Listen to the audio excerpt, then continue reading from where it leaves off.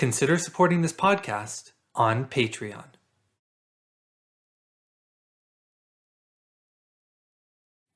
On this episode of the What is Asia podcast, I interviewed Jennifer Yip from the University of Pennsylvania's History Ph.D. program to talk about the procurement and transportation of grain and other vital resources by the Japanese, Communist, and Nationalist militaries during the Second Sino-Japanese War.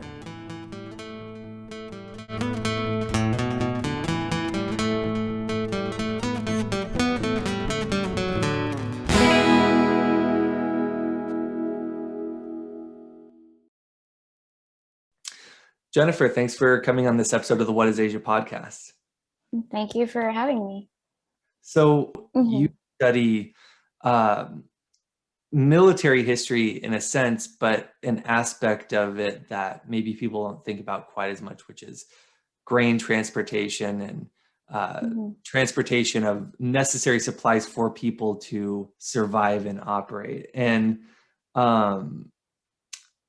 this takes place during the both the Civil War that was happening in China and also the war with Japan. So before we jump into some of the details of your research, can you talk about a brief description of what was the war with Japan and what was the context of the Chinese Civil War?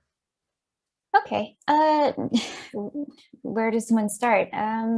So the Second Sino-Japanese War, as it's called in English, began in July 1937 and ends in August 1945 after the dropping of the atomic bombs in Nagasaki and Hiroshima when Japan unconditionally surrendered to the Allies.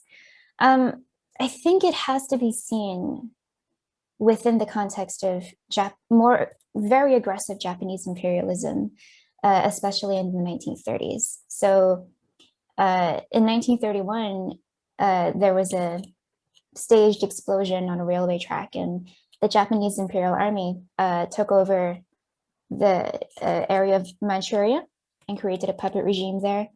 They also took over provinces in North China. So by the outbreak of the Second Sino-Japanese War, there was already a substantial Japanese presence in the north, which was causing the then nationalist government of Chiang Kai-shek substantial political pressure. And I should point out that in July 1937, the nationalist government, the formally recognized government of China, and the Chinese Communist Party were united in a second united front. I won't go into the details, but there had been a sort of ceasefire of the suppression campaigns that had been going on in the 1930s. And so on paper, they were meant to be fighting the Japanese together as a united Chinese force. So the whole process of this 8-year war is devastating, and it's difficult to study such a dark topic. But it is also fascinating to me because it was this convergence of circumstances that I don't think you find anywhere else in World War II. So I think the Chinese theater is quite unique, and I think it's why it deserves a place in the historiography of not just food supply and security in World War II, but the fighting and the experience of World War II in general. The nationalist government never capitulates, it never surrenders to the Japanese, and there's a substantial Japanese presence. At its peak, it was 1.3 million Japanese soldiers in the China theater. They set up collaborationist regimes in Nanjing to attempt to reduce the nationalist government into political irrelevance. So the fight, especially after 1938, and we can talk about how to view the war in different phases, if you like, in a little bit. After 1938, there was a very strong political aspect to it as well. It's a war of occupation, it's protracted. And so it's not just about those dramatic large-scale engagements anymore. And that is the context of my research, because I think that nature of attrition and of not just armies fighting each other, but political alternatives vying for legitimacy and authority really sets up a very different kind of food security situation for both armies and civilians. So you asked about the Chinese Civil War. So I should point out that despite having entered the war with a second united front between the nationalists and communists. After the New Fourth incident of January 1941, the nationalists and communists do clash with each other. The Second United Front crumbles. And by 1945, when the Japanese surrender, the communists are positioning themselves strategically for the Japanese surrender. And there's a lot of drama that goes on, but after the Japanese surrender and they start moving back to the home islands, the nationalists and communists begin to vie for the reunification of China and to present themselves as the legitimate authority over all of China. And that precipitates what we now call the Chinese Civil War between 1945 and 1949. And I think there's a growing consensus that these two conflicts should really be seen as one continuous conflict, not least because for the millions of civilians, the end of World War II made little difference to them. They were still mired in suffering and destruction and violent conflict, but also because the experience of the war with the Japanese set the stage for eventual communist takeover and victory over the nationalist government. And the rest, I suppose people would say, is history. We know what happens in 1949, but I do think that 1937 to 1949 is a sort of continuous episode of not just dealing with external aggressive imperialism, but also trying to figure out what kind of China will emerge in the post-war period. So that's the very short version of a truly dark episode, I think, of human history. Mm-hmm. So you alluded to it a little bit. How did the nature of the war from the nationalist perspective change between 1937 and then 1938 onward? So as far as I know, this is the schematic I use in my research. Between July 1937 and October 1938, with the fall of the then nationalist capital in Wuhan, there's this initial frenzy of very dramatic, large-scale engagements between concentrated forces. And they're mainly fighting over the lower Yangtze Valley, which is traditionally a very fertile region in China. And so that is of great strategic importance. After the fall of Wuhan, the nationalist government flees to Chongqing, which was then in Sichuan. Now it's its own municipality. And they were deep into the interior of China. So they were sort of safely out of the Japanese reach. The Japanese, on the other hand, had sort of overstretched their supply lines. They had already been in China a lot longer than they had expected. They weren't expecting the Chinese government to put up a fight for more than a year. And so for both sides, they were now stuck in the situation in which a decisive battlefield victory no longer seemed feasible. And so they both very reluctantly, because it benefited neither of them, committed to a policy of protracted warfare. So for the Chinese, the new policy, the revamped policy, rewritten in November 1938, was one of a war of attrition, or a protracted war, let's say, 持久战. And so they had to recalibrate their strategic arrangements, including logistical ones, for a long-term conflict with an occupational force in a split up, in a China theater, in a nation that was effectively split and segmented into many different parts. The Japanese, on their part, now simmered down on the military side, but now attempted to establish these political regimes that would reduce the nationalist government in Chongqing to irrelevance. So there are two fronts, right? There's a military front, and there continue to be large-scale engagements, 22, I think, in total. But they were also trying to come up with their own viable governing authority to rival that of the nationalists in Chongqing. And so between November 1938 and, let's say, April 1944, when the Ichigo offensive was launched by the Japanese in a final push to create an overland corridor through all of China, the situation is one of, as I've said, attrition. It's not about these big, grand battles anymore. And those still do happen, but I think those are more the exception than the rule. I think the far more widespread and common experience of the war in the longest phase of attrition between 38 and 44 is one of very scattered violent conflict, very arbitrary borders between free and occupied territories. And I would say a lot of these military struggles across these borders were mostly precipitated by the need to procure grain. And that's why I study food.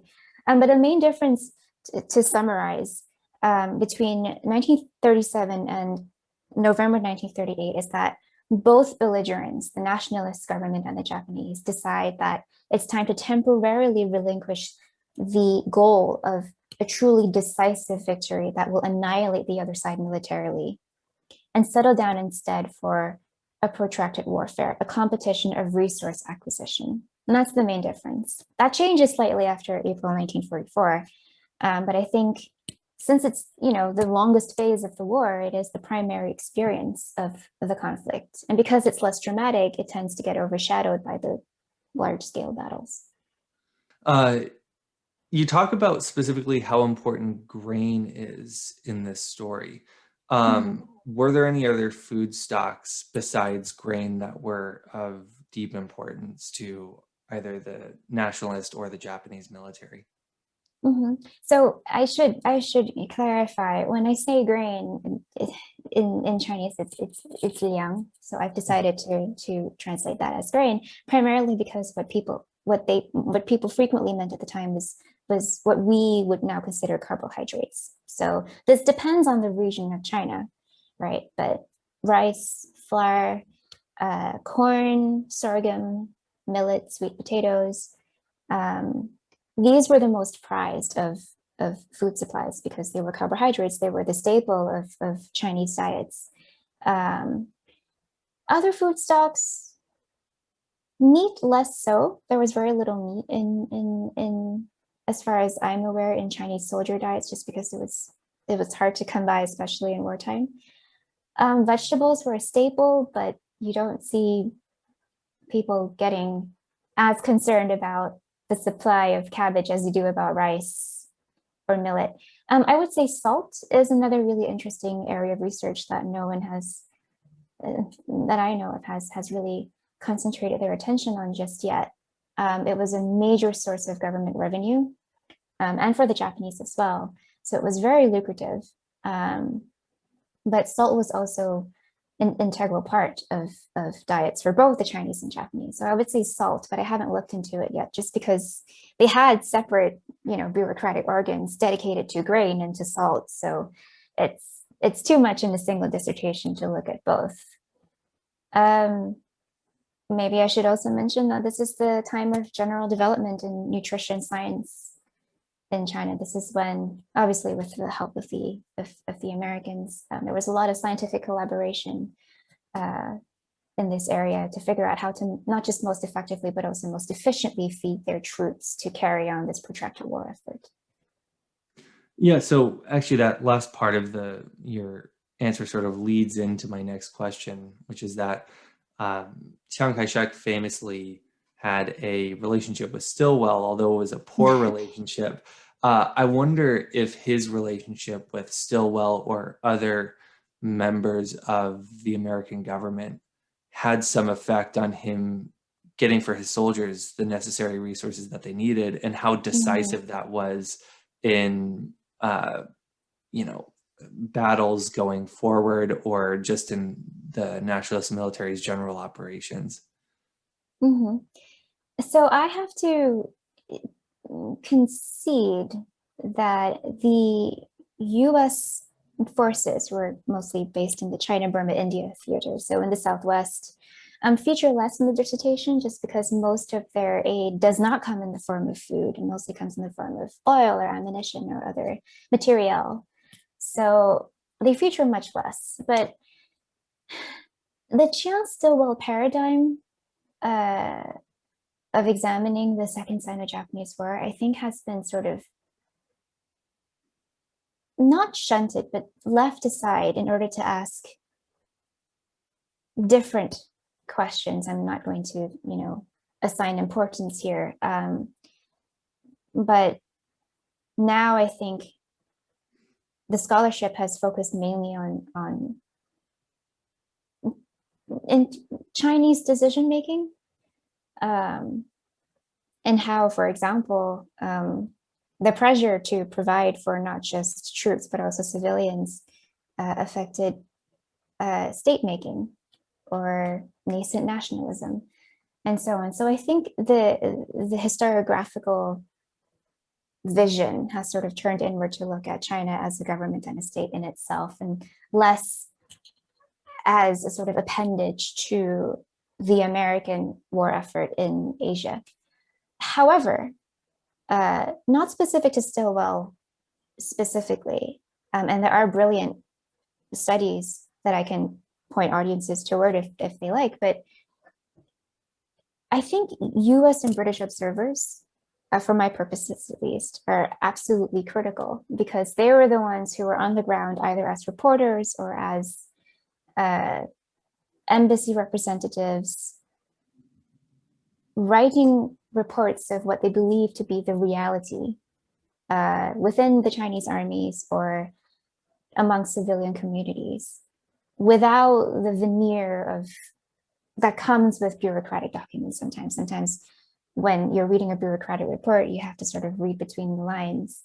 And it's good to correlate that, or to try and find a corroboration between those Chinese bureaucratic documents and the observers, the Allied observers, who I think were quite brutally honest in their observations. Whether that added political pressure on Chiang specifically to do a better job, I'm not sure I would draw that causal link. I simply don't know enough, and I don't know how aware Chiang was of this area of English language reporting. But I do think that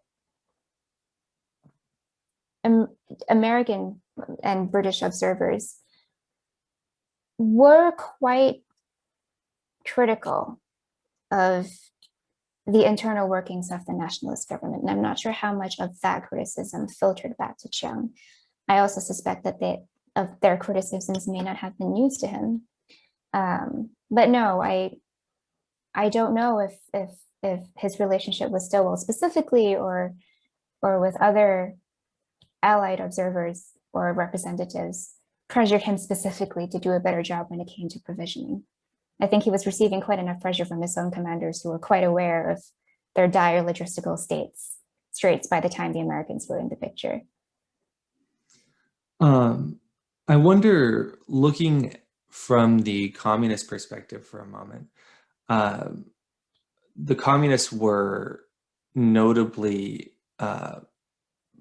during and also prior to the outbreak of the Japanese invasion of China, stationed in the rural countryside. And I wonder if their presence in the rural countryside hurt or helped their ability to manifest food stocks, because of course the Communist Party had tried to implement land reforms while they were stationed in the countryside, which created a lot of tension with a number of the landowning families that were in those areas. So I'm wondering if their presence there in the long term throughout the Second Sino-Japanese War was overall a benefit or a hindrance to them. Mm-hmm. So as far as I know, I don't think the communists were coercive per se in their implementation of land reform policy until the latter stages of the war, just because they were well aware that they had to present themselves as a viable and desirable alternative to both the nationalists and the Japanese. So they had to present an image of themselves as a benevolent authority as well.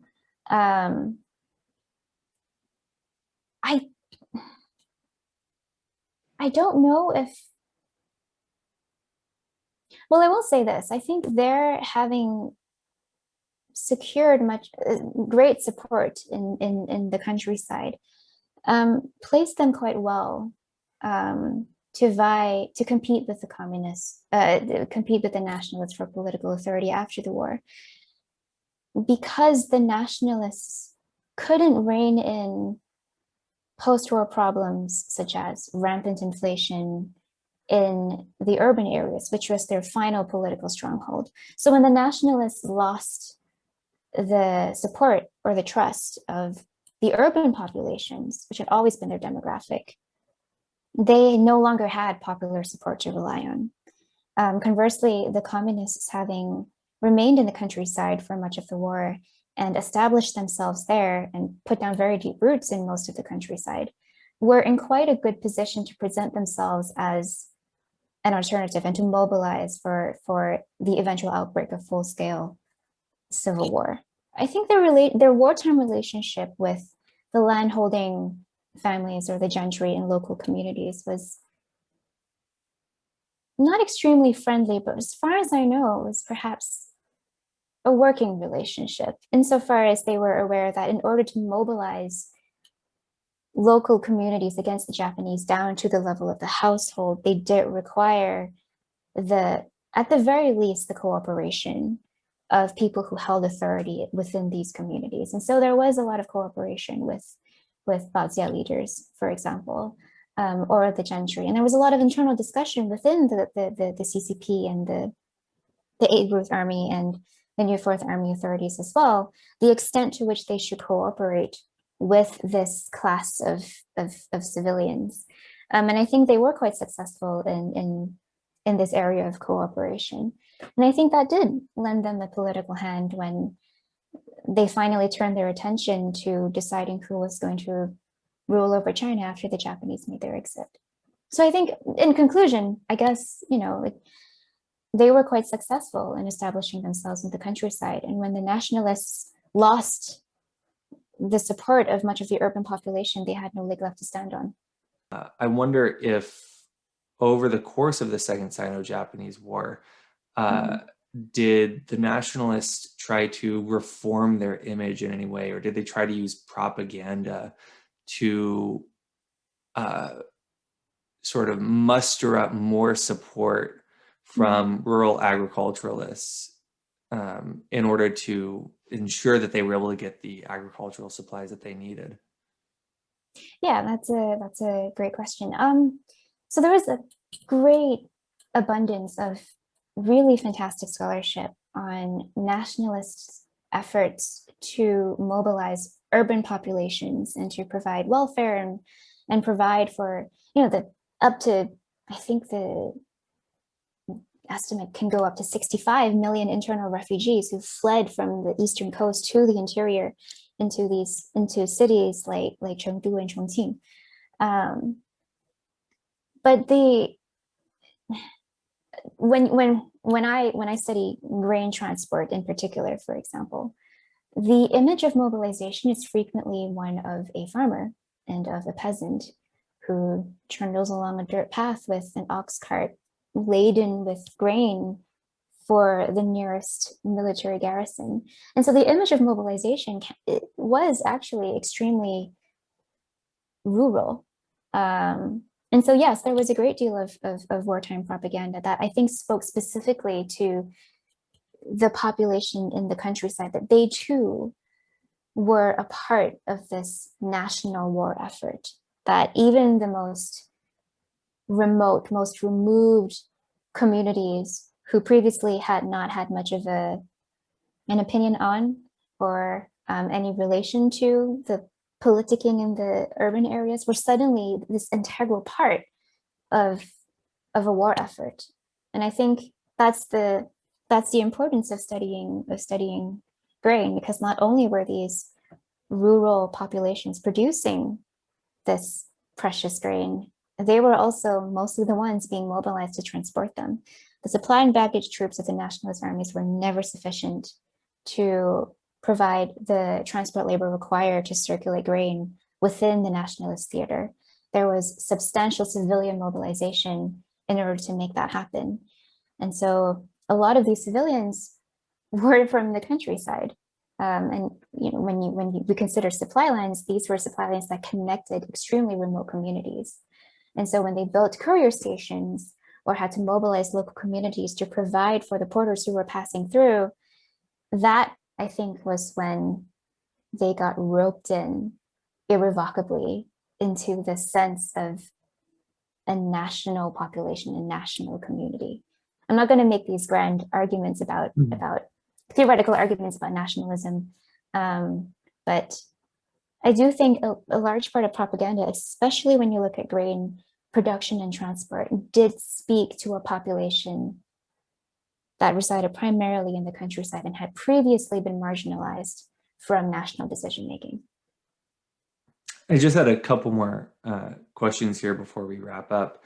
One of which is sort of a fun question here. So one thing that I was struck by when I read the materials that you sent me was the title of your thesis. It's called Of Rice and Men. And I wonder, of course, that's an obvious nod to the book Of Mice and Men. Was there a connection there between that fictional literature and this research, or did you think that would just be like a clever name? I have to, okay, this is a working title and I have to get my citations right. So I am not creative enough to come up with such a catchy title. It was actually an idea of a friend of, it belongs to a friend of mine, so I should give her due credit. So I'll share that one of the most striking things, and speaking of images of courier transport and porters and mobilization, I think one of the most powerful and most lasting images in English language coverage was that of the rice producing farmer and the porter who carry that rice to military consumers. And there are so many observers reports that came out in newspapers like the Chicago Tribune, the New York Times, all these hardworking, long-suffering Chinese farmers or porters who had specific knowledge of how to operate this particular boat down the Three Gorges, which is a really treacherous part, a rapid part of the Yangtze River. I think that was the image that really struck American audiences, who I think were at first had a lukewarm interest in the war, and then certainly got a lot more interested once America formally entered the war in December 1941. But speaking of American journalism, not fiction per se, but American coverage of the war, it was fascinating to me that was the image that people constantly talked about, and there were pictures to go with it as well. I mean, no reporter completed a report about his trip to the countryside or down the Yangtze without talking about these teams of porters carrying such precious grain, sometimes under actual fire. You know, these people risk their lives to carry on the war effort, literally on their backs. But no, not specific to my sentiment. It was just I just thought it was like a fun title, like, you know. Yeah, well, I'll let my friend know. Yeah. Before we wrap up here, if anyone is listening to this and they think to themselves like, man, I want to know more about the Second Sino-Japanese War. I want to know more about the turmoil that was being, I want to know more about the turmoil that the nationalists were facing. I want to know more about this period of history or grain transport. Can you recommend one or two books that someone could pick up and read? Wow, mild panic knowing that my general exams were a couple of years ago. I would recommend Peter Harmsen, and he wrote two fantastic books, which were these two books were my first contact with the Second Sino-Japanese War as a topic, actually, when I was an undergrad. He is a journalist.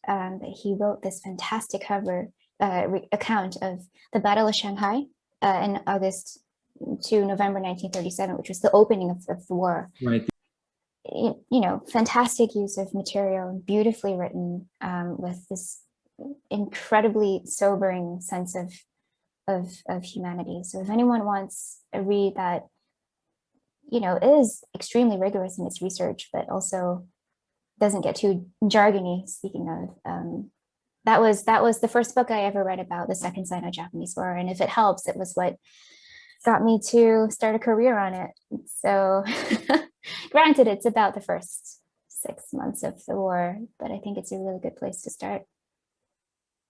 Great. Well, Jennifer, thanks again for coming on the show and sharing your research with us. Well, thank you for listening to me talk about rice and food and war for half an hour. Thank you so much for having me. And for our audience, if you want to see more content, you can go to our What is Asia podcast YouTube channel or go to nakotadefonso.com. We will see you in the next episode. And